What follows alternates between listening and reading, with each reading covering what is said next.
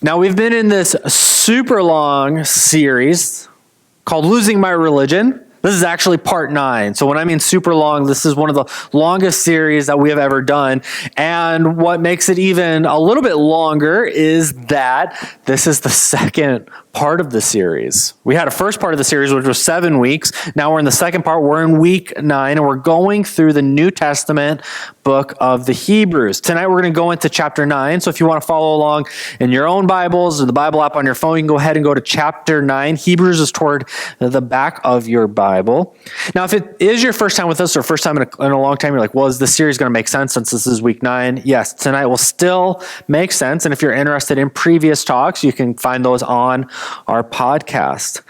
Now, if it's not your first time with us, and let's say you were here last week, I want to acknowledge that last week might have felt a little discombobulated because we're going verse by verse through Hebrews, and last week we did an entire chapter in 1 week. So when you're going verse by verse and word by word, we can make a long message out of very little text. But last week, because of the ebb and flow of the series, we did the entire 8th chapter. And the entire 8th chapter of Hebrews was really a summary of everything up until chapter 8. So if you and I were just reading Hebrews 1 page at a time without taking a break, chapter 8 is really helpful for us because it summarizes all of the information that we've had so far. But for us who have been going through this verse by verse, series to series, and we've been talking and going back, we're like, this is where we've been, this is where we are, this is where we're going, it might have seemed a little redundant as well. But again, the original audience, most of them would not have been able to read. So when they got this letter to the Hebrews, they would have been like us, gathered more likely than not in someone's home, but probably a group our size. They would have gathered in someone's home, and someone who could read would stand up and read the entire letter to the Hebrews to them out loud. And so this entire 8th chapter that we talked about last week was a good point for them as they're thinking about all of the things that are going on to re-summarize it all. Now, tonight we are going into chapter 9, and chapter 9 does begin to introduce us to a few new ideas before our series ends in 2 weeks. You can see that we're going through chapter 10, verse 18. And so tonight we're going to kick off some new ideas. And these ideas have everything to do with sacrifices. And sacrifices offered by Jesus, who is, as we've discussed, our new high priest under our, as we've discussed, new covenant. And these are going to be better sacrifices than what the earthly priests were giving under the old covenant. You guys can see a theme here, correct? Of old priests, old covenants, new covenants. Now we're talking about old sacrifices versus new sacrifices. And over the next couple of weeks, we're going to talk about why Jesus' sacrifice on the cross is better than the old sacrifices made in Leviticus for 3 primary reasons. One, Jesus' sacrifice was a sacrifice in heaven for heaven rather than here on earth. The old priest would sacrifice some sort of animal here on earth for earthly sins, but what Jesus did wasn't just physical, as we talked about last week, it was also profoundly spiritual. The offering, the blood that was offered was Jesus's, and it was not an animal. This was the blood of the divine, fully God, fully man, and it was his blood, his sacrifice. And the other thing was, the final part of the sacrifice is that Jesus' sacrifice is good once and for all. We don't need Jesus to come back once a year to die on a cross for us. We don't need Jesus to come back once a year to make a sacrifice for us.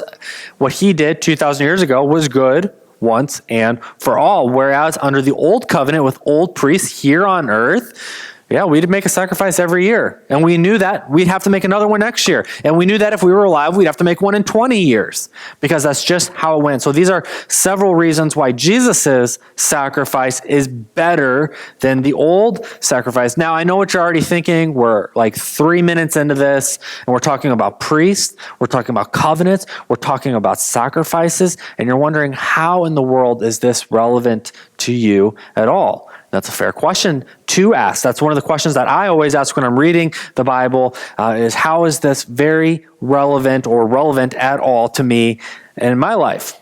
But remember, first, we have to go back and talk about why it was relevant to the original idea. We all want to start at the end. How is this relevant to me? But for you and I to understand how it's relevant to us, we have to understand how it was relevant to the original audience.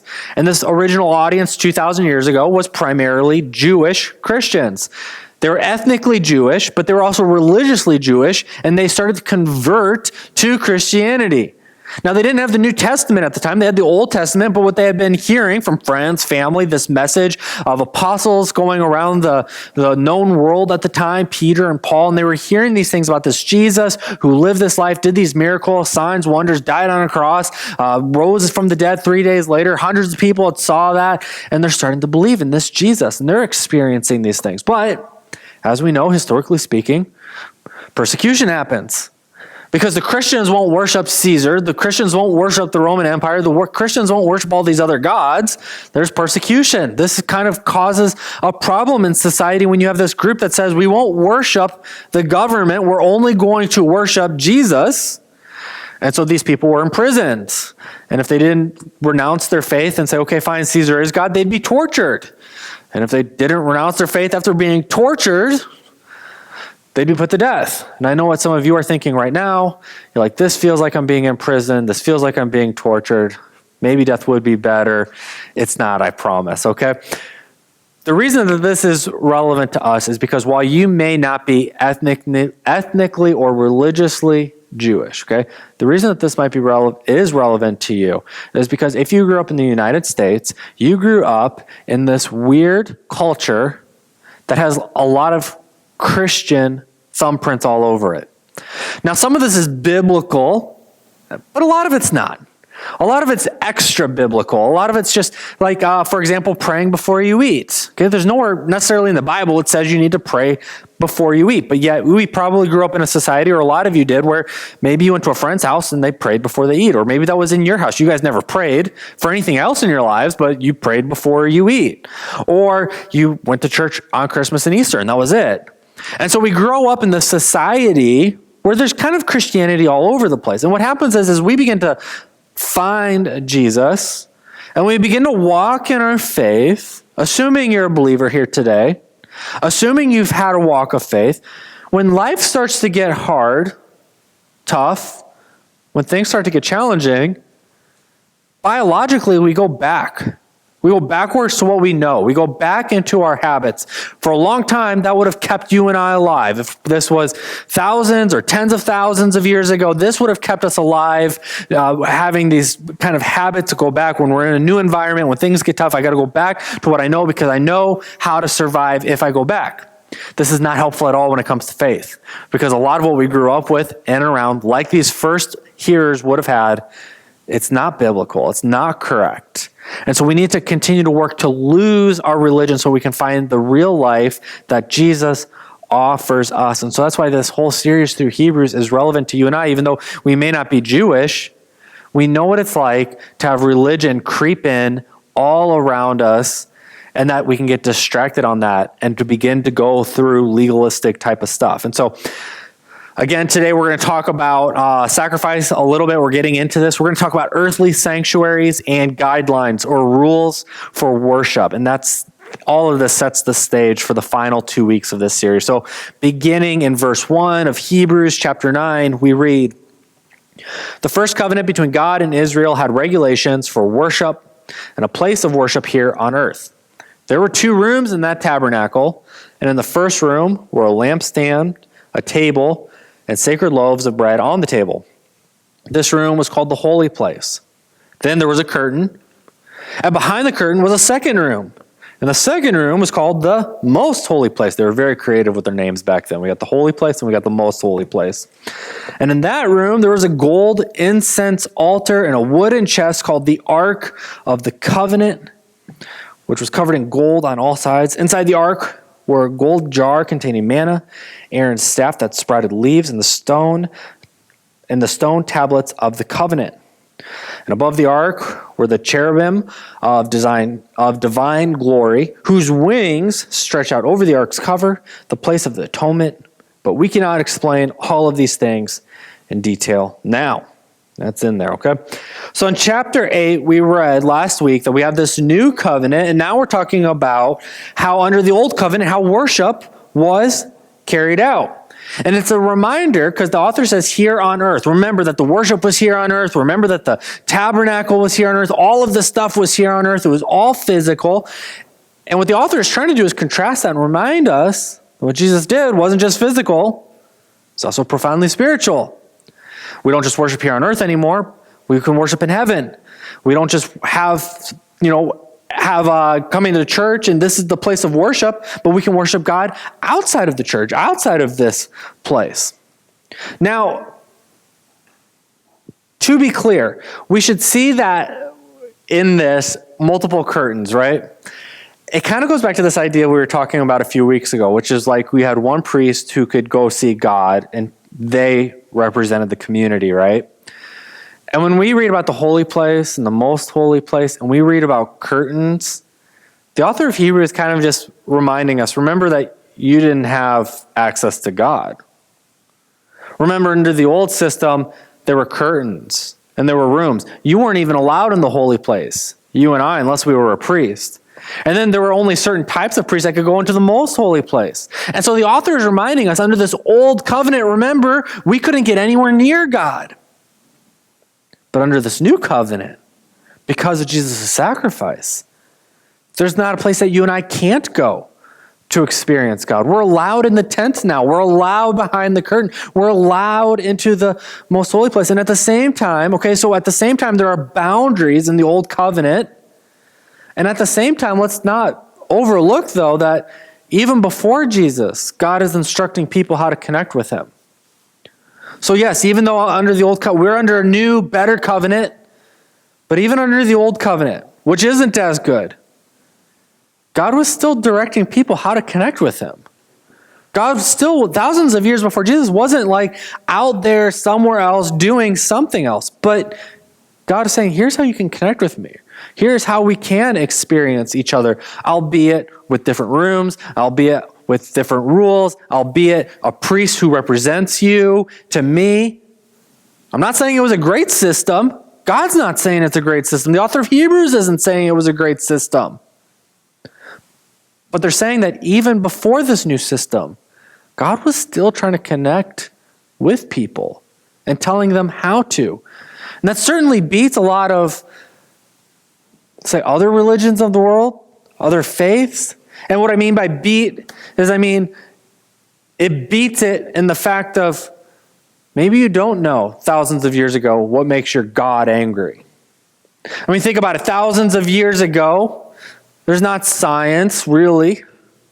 You don't understand why it rains, why it doesn't. You don't understand why some years you have a great crop, why some years you have a famine, why some years you guys thrive, on other years you guys are almost starving to death.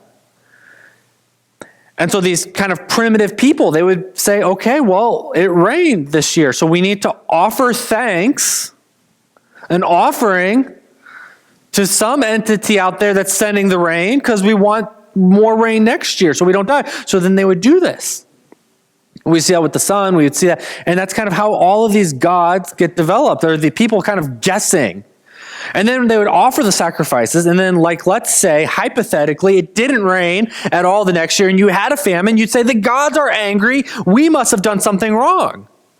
Well, what did we do wrong? Well, I don't know. Got to figure it out. Because the God's not talking to us. God's not telling us what he wants or she wants or it wants. We just know it didn't rain, so they must be angry. People are dying. So then they would step up the game. And we get to the point where we know that there are cultures that then are offering human sacrifices to their gods. Because to them, that's the highest price that you can pay. I'll sacrifice my firstborn son. I'll sacrifice a kid, a child. Because if I don't, my other 10 kids are going to die if there's not rain. And I want this God, whoever's sending rain, to send rain and to know that I'm grateful for it.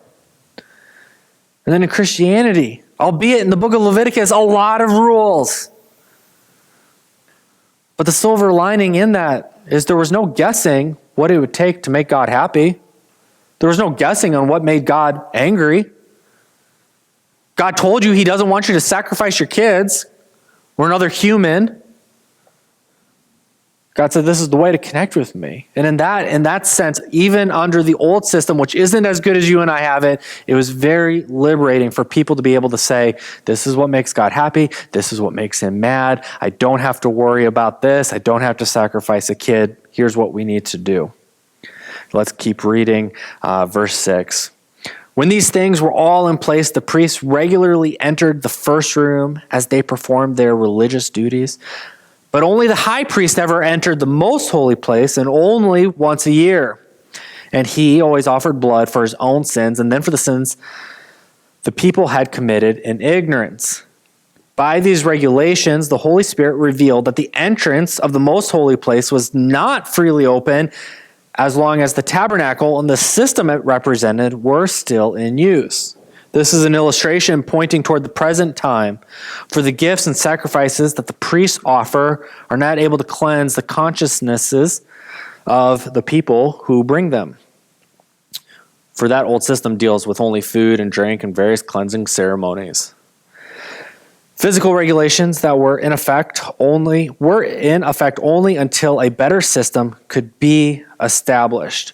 So a few things here. We're again clarifying multiple rooms in the tabernacle, and only some priests could go into one room, and only the high priest could go into the most holy place, and you probably weren't going to be invited to either unless your dad, your grandpa, or you were in the line of Levi.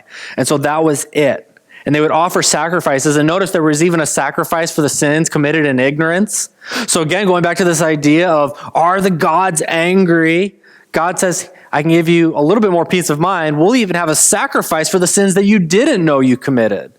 Something we talk about all the time here at our church is that we've all hurt people, whether we know it or not, whether we meant it or not. We've all contributed to the brokenness of the world with the things we've said or the things we've done.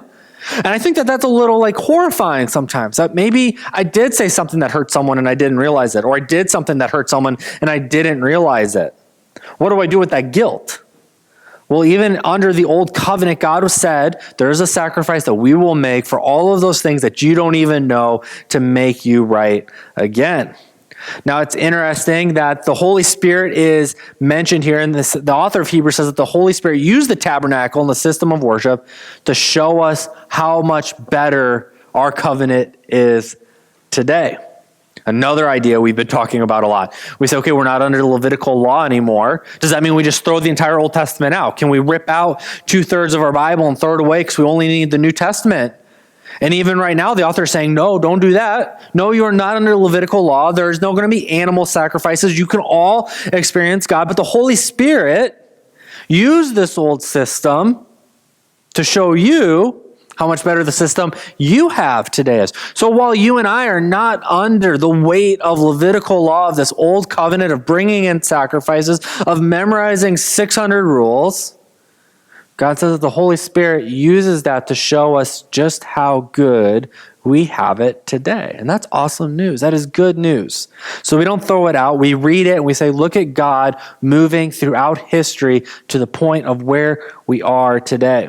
Now, that word for conscious is a Greek word that means so much more than our word for conscious means. Like right now, you're semi-conscious, right? It's late, it's getting dark earlier. It might be a little warm in the room. You're getting kind of cozy. The pews are a little rough, but that's okay. So you're semi-conscious here. And so in our language, it's like you're conscious, you're awake, you're unconscious, you're not awake. But in this word, consciousness meant a whole lot more. It did go to this idea of feeling shame and feeling guilt. It had a lot to do with who we are as people. And so what the author is saying is, under the old covenant, we could make sacrifices, but those sacrifices wouldn't cleanse our consciousness. It wouldn't cleanse how we feel about guilt and shame. So you did do something wrong 10,000 years ago. You got angry and you killed someone. You got angry and you stole something. You got hurt and you did something. Well, yes, you could go and make a sacrifice, and God would forgive you. We read that in the Levitical law. But it didn't take away the guilt that you felt for that. You'd still feel guilty or ashamed, still feel bothered. In our modern society, we would say you probably still feel the trauma of it. You will recover from the crisis the rest of your life. PTSD, we use terms like that in our society today, but those were just things that you would have had to have just carried with you, because there were not going to be sacrifices that could say that it's fine, you're forgiven, and let that weight come off your shoulders. But under the new covenant and under the new sacrifice, every part of us is cleansed. Every part. So yes, even like in the Old Testament, we would have had the forgiveness of sins, no matter how bad of a thing that you did or you think you did. But under the new covenant, we're told, God says, you're forgiven of that, and this also cleanses your conscience. So when we feel ashamed, when we feel guilty, that might be your voice in your head. That might even be principalities and powers of darkness, demons speaking to you. Might be the voice of your parents, the voice of your children, the voice of your friends who keep holding it over your head. There was that one time. Do you remember? Of course I remember. You won't let me forget. But God says under this new system that with him, it's fine. With him, you're covered. And so in these moments when we're feeling ashamed or guilty about that thing we said, about the thing we did, or the thing we didn't do, or the thing that we didn't say, because sometimes regret can be in the things that we didn't do, and sometimes regret can be the things done to us. God says under this new system, this new sacrifice, because of what Jesus did, we don't have to feel ashamed and guilty. Our consciousness is cleansed. And so if you feel ashamed, guilty, something done, something not done, that might be you, but it's not God. God's offering you complete forgiveness and cleansing. So the challenge for us tonight, as we're thinking about what do we do with all of this, we have this new system, this new covenant, everything, better sacrifices. What do we need to do? Well, we need to orient our lives around worship. We need to orient our lives around worship. Paul writes in Romans, so here's what I want you to do, God helping you. Take your everyday, ordinary life, your sleeping, eating, going to work, and walking around life, and place it before God as an offering. Embracing what God does for you is the best thing you can do for him. Don't become so well adjusted to your culture that you fit into it without even thinking. Instead, fix your attention on God. You'll be changed from the inside out. Readily recognize what he wants from you and quickly respond to it. Unlike the culture around you, always dragging you down to its level of immaturity, God brings the best out of you, develops well-formed maturity in you. To lose our religion means to orient my life around worship. Now, oftentimes in our society, talking about religious traditions of the past, when you hear the word worship, you might think of a type of music that's played on a station like K-Love, the type of music we played before we started our gathering here today, or part of our gathering, we play worship music. You might think of the person who is singing as the worship leader. That's cultural, and it's not a biblical understanding of worship. So at our church, we've tried to call Marby, she's not here with us tonight, but we've tried to call Marby our band leader. Marby leads our band. We call our band a band and not a worship team. Why? Because we don't want to contribute and perpetuate to a poor and shallow understanding of what worship is. Worship is not a genre of music, and worship isn't just what happens in here. Worship certainly includes the band, it includes the music, but worship includes this message and the talk. It includes prayer, it includes communion, it includes buying Christmas presents for kids, it includes volunteering, it includes being baptized. A biblical understanding of worship, as Paul writes it, is every single part of you, every waking minute, every breath you take, offer that, in the language that we're using in Hebrews, as a sacrifice to God. Have you ever thought that the clothes you put on when you wake up in the morning is an act of worship? It doesn't have to be an act of worship, I guess. But Paul is saying, think about every act of your life as an act of worship. Have you ever thought about the food you eat being an act of worship? or it not being an act of worship. How you take care of yourself physically, an act of worship or not. How you take care of yourself emotionally and mentally is an act of worship, or it's not. According to the biblical text, worship can be and is everything. Either we are offering every part of our life to God as a sacrifice of worship, or we're withholding some. Now, we've talked at great lengths this week and last week about both our physical and spiritual health, and this ties into it. What we do physically impacts us spiritually, and what we do spiritually impacts us physically. And so what are we talking about? Well, when I first encountered Jesus and I made a decision to follow him, I didn't do so well at the beginning. I don't know if any of you were, at some point you were probably a new believer. And so I remember certainly having that moment where I felt like God had moved in my life and did something inside of me. And I remember responding to God, and certainly I was changed. I'm not trying to say I wasn't changed. There were some certain things I had left behind right there in that moment when I responded and decided that I was going to follow Jesus. But I did not come back from a weekend retreat a saint. Far from it. Far from it. And I wish I had, and I think that a lot of us wish we did. We have this moment, our emotions are so intense when you first find and follow Jesus and you get baptized and you're just like, I want to do this right. And then there's the shame and the guilt when you're not perfect, which is silly because none of us are perfect. And so then a couple years after this, I went to community college and I was getting blackout drunk 3 or 4 times a week. And at least 3 or 4 times a week. I was always drinking. And I was drinking to the point where I was like binge drinking, and I would be waking up places. We didn't live in a big city. I'd be waking up in places I didn't know where I was at. I would walk out the front door of wherever I woke up, and I'd look up because I was trying to find, there was one tall building in our town, and I could at least get the bearings of where I sort of was. This was before everyone had an iPhone, so there was no Google Map my location, okay?